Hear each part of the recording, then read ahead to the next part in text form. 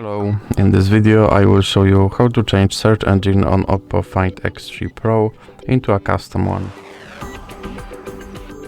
So you have to start with opening your internet browser, and now you have to go to your search engine website, and for this example I will use yep.com.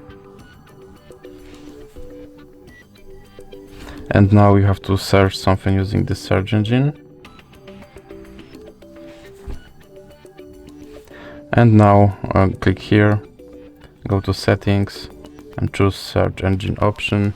And now in recently visited you should have yep.com, and then click back, and as you can see my search engine is now set to Yep.